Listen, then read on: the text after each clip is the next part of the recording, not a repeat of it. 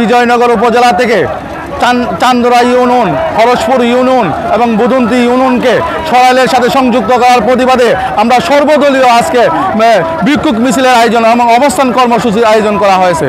উক্ত কর্মসূচিতে আমরা প্রতিবাদ জানাচ্ছি যে আমরা চান্দরা এবং বুদন্তি এবং হরসপুর ইউনিয়ন আমরা সদরের সাথে থাকতে চাই, অথবা আমাদেরকে সংসদীয় আসন বিজয়নগর দিতে হবে, অন্যথায় আমরা রাজপথে আসি থাকবো করে না হবে ততক্ষণ পর্যন্ত আমরা রাজপথে আন্দোলন চালিয়ে যাবো।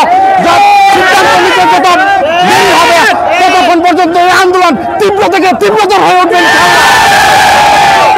আমরা 10টি ইউনিয়ন নিয়ে বিজয়নগর উপজেলা, তার মধ্যে আমাদের সংসদীয় আসনকে বিভক্ত করা হয়েছে।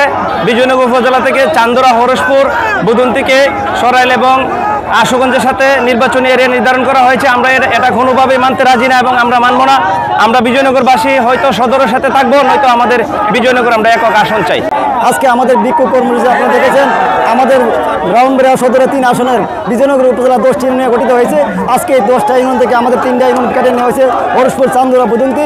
আমরা এই 3টা আসন কেটে নেওয়ার বিক্ষোভ উপলক্ষে আমাদের বিক্ষোভ মিছিল শুরু করেছি। যদি আপনারা আমাদের দাবি না মানেন, আমাদের ভবিষ্যতে কঠোর আন্দোলন দিতে বাধ্য হবে।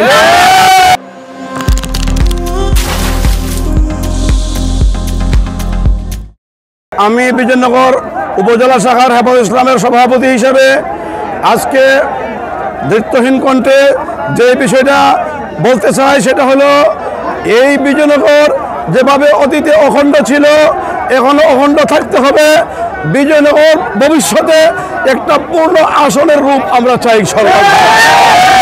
আর এখন যারা ষড়যন্ত্র করে চান্দরা, বুদন্তি এবং হরসপুরকে সরাইলের সাথে মিলাতে চাই, এই ষড়যন্ত্রকারীদের অনতিবিলম্বে দৃষ্টান্তমূলক বিচারের দাবি করি। এবং কোনোভাবেই আমরা বুদন্তি, চান্দরা, হরসপুরকে সরাইলের সাথে যেতে কোনোভাবেই আমরা দেব না। ইনশাআল্লাহ আমরা আমাদের বিজয়নগরের সাথে রাখবো। আজকের আন্দোলনের পরে যদি আরো কোনো কঠিন কর্মসূচি দিতে হয় তাহলে ইনশাআল্লাহ হেফাজত ইসলাম বাংলাদেশ বিজয়নগর সহ আরো কঠিন কর্মসূচি দিলে তবু ইনশাআল্লাহ এই 3 ইউনিয়নকে সরকারের সাথে দেওয়া হবে না। সংগ্রামী বন্ধুগণ, আপনারা জানেন একটা কুচুক্রি মহল আমাদের বিজয়নগরে যারা আমাদেরকে করেছে তাদেরকে আমরা ইনশাআল্লাহ বিজয়নগরের মাটিতে বিচার করব ইনশাআল্লাহ, এবং আন্দোলনের মাধ্যমে আমাদের দাবি আদায় করে নিব।